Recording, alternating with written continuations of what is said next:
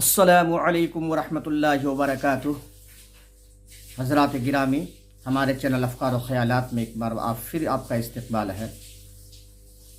دوستو، آج عیادت مریض کے تعلق سے آپ حضرات کے سامنے میں کچھ بیان کرنا چاہتا ہوں کہ اللہ کے نبی صلی اللہ علیہ وسلم کی اس سلسلے میں سنت کیا رہی ہے۔ میں اپنی بات کا آغاز کروں اس سے پہلے میں ایک اپیل اور ایک درخواست آپ سے کرنا چاہتا ہوں کہ ہمارے چینل افکار و خیالات کو آپ سبسکرائب کریں۔ ہم نے افکار و خیالات نامی جو چینل اب اس سے پہلے جو ہماری ویڈیوز آپ دیکھ رہے ہوں گے، ہم نے ڈیلیٹ کر کے پھر نئے چینل ہم نے بنائے ہیں۔ وہ اس لیے کہ وہ پرانی آئی ڈی سے تھی، اس لیے ہم نے چاہا کہ نئی آئی ڈی سے اس کو اپڈیٹ کر دیتے ہیں۔ اس لیے اگر اس سے پہلے آپ نے سبسکرائب کیے ہوں گے تو شاید اس وقت ان سبسکرائب ہو گئے ہوں گے، اس لیے پھر سے ہمارے چینل کو سبسکرائب کر لیں تاکہ آپ کو ایسی ہی دینی، اسلامی اور تحریکی ویڈیوز ملتے رہیں۔ اور بیل آئیکن کو بھی دبا لیجئے، جب بھی ہم اپنے ویڈیو کو اپلوڈ کریں گے انشاءاللہ العزیز سب سے پہلے آپ کو دیکھنے کو ملے گی۔ چلیے بات کا آغاز کرتے ہیں۔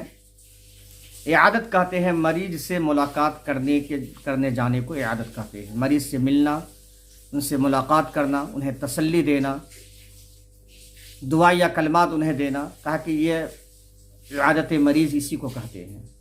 عیادت مریض میں ایک چیز یہ بھی ہے کہ ہم نے صرف ان کو نہ دیکھنے جائیں، ان سے نہ صرف ملنے جائیں، بلکہ اگر انہیں ضرورت ہو، مالی امداد کی ضرورت ہو تو ہمیں اسے بھی کرنا چاہیے۔ یہ بھی نبی علیہ السلام کی سنت ہے۔ اللہ کے نبی صلی اللہ علیہ وسلم نے بڑی فضیلت احادیث کے اندر اس کی بیان فرمائی ہے۔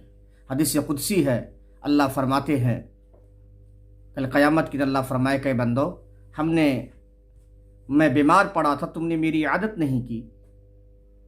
تو بندہ کہے گا اللہ رب العالمین، آپ تو دونوں جہان کے پروردگار ہیں، آپ بیمار کیسے پڑ سکتے ہیں؟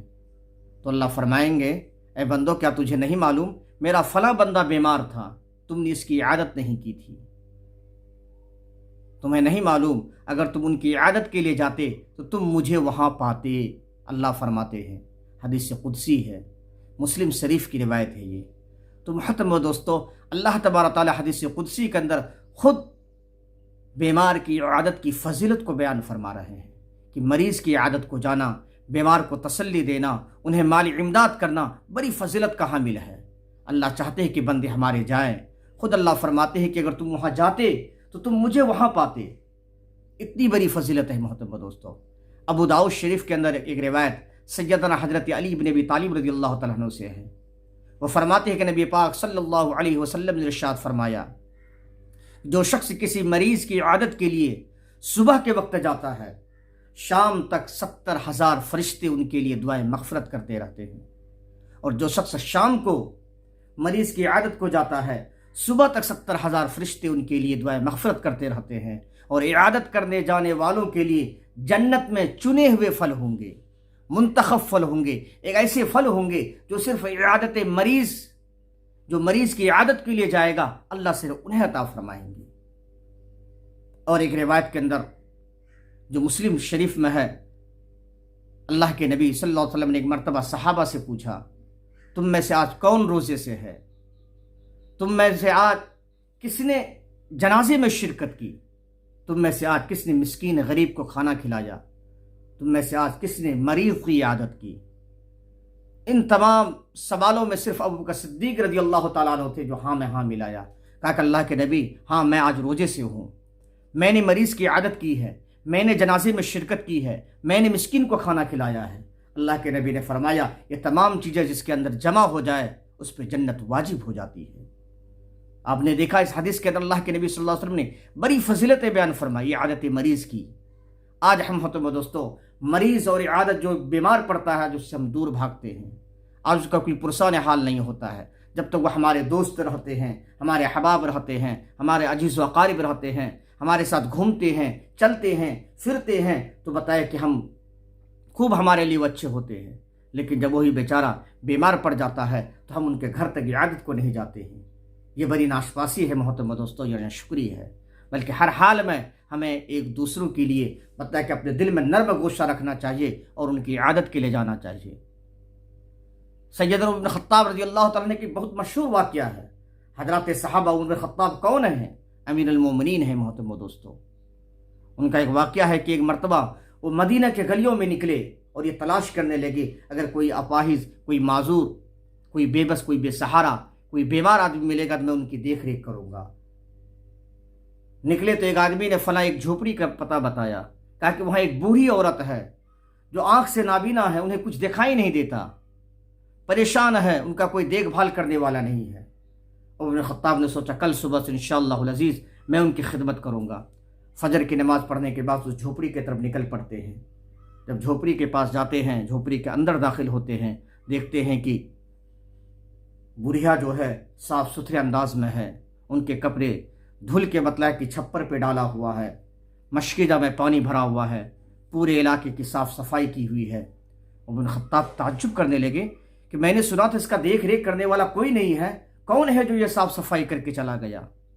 دوسرے عمر بن خطاب پھر فجر کے بعد گئے تو دیکھا کہ وہی منظر ہے، صاف صفائی کا ماحول ہے، سارے کپڑے دھلے ہوئے ہیں، پانی میں مشکیزہ میں پانی بھرا ہوا ہے۔ عمر بن خطاب پھر تیسرے دن فجر سے پہلے ہی گئے کہ دیکھتا ہوں کہ کون یہ کام کرتا ہے۔ جب فجر سے پہلے جانے لگے تو حضرت ابوبکر صدیق رضی اللہ تعالیٰ عنہ اس جھوپڑی سے باہر نکلنے لگے۔ عمر بن خطاب رضی اللہ تعالیٰ عنہ ابوبکر صدیق سے چمٹ گئے اور کہے کہ ابوبکر، میں جب بھی کوئی اچھا اور بہتر عمل کرنے کے لیے سوچتا ہوں، ہم سے پہلے وہاں آپ کو میں پاتا ہوں۔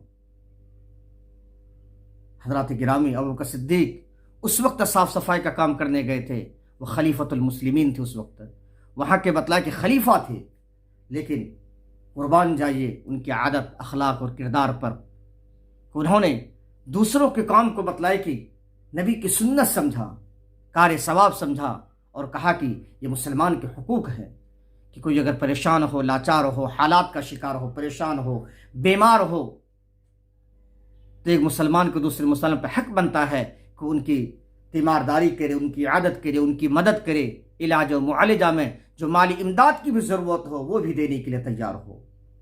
یہی سماج اور معاشرہ ہے محترم دوستو، اسی کو صحت مند معاشرہ بولتے ہیں، کہ جہاں ہر انسان ایک دوسرے سے مل کر رہے، ایک دوسروں کو درد کو سمجھنے لگے، تو بتلائے کہ صحت مند معاشرہ وجود میں آتا ہے۔ اس سماج میں لوگ ایک دوسروں کے تعلق سے فکر مند نہ ہو، ایک دوسروں سے بیزار ہو، ایک دوسروں سے حسد کرنے لگے، ایک دوسروں سے کینہ کرنے لگے، ایک دوسروں کے تعلق سے بے التفاتی کا شکار ہو، تو وہ معاشرہ زندہ نہیں بلکہ مردہ ہے۔ ایسے معاشرے کو اصلاح کی ضرورت، ایسے معاشرے کی اصلاح کی ضرورت ہے۔ ایسے لوگوں میں اسلامی اور بتلائے کی دینی روح پھونکنے کی ضرورت ہے، ورنہ یہ معاشرہ آہستہ آہستہ بتلائے کہ کس قعر عمیق میں گر جائے گا اس کا اندازہ ہم نہیں لگا سکتے۔ اس لیے دوستو، انسانی سماج میں اگر ہم رہتے ہیں، مسلم بستیوں میں اگر ہم رہتے ہیں، ہمارے سماج اور معاشرے میں جو بھی لوگ ہو، ہر ایک کے ساتھ نیکی کا، بھلائی کا معاملہ کرنا ہماری اسلامی، دینی اور اخلاقی فریضہ ہے۔ انہی باتوں پر اپنی بات کو ہم ختم کرتے ہیں۔ ایک بار پھر آپ سے اپیل کرتے ہیں کہ جو حضرات ہمارے چینل میں نئے ہیں وہ سبسکرائب کریں۔ ہم نے پرانی آئی ڈی ڈیلیٹ کر دی ہے، اسی نام سے افکار و خیالات، یہ دوسری آئی ڈی ہماری بنی ہے۔ دینی، اسلامی اور تحریکی ویڈیوز کے لیے ہمارے چینل کو دیکھتے رہیے، سبسکرائب کیجیے، اور ویڈیو پسند آئے تو شیئر کیجیے، لائک کیجیے۔ جزاک اللہ خیرہ۔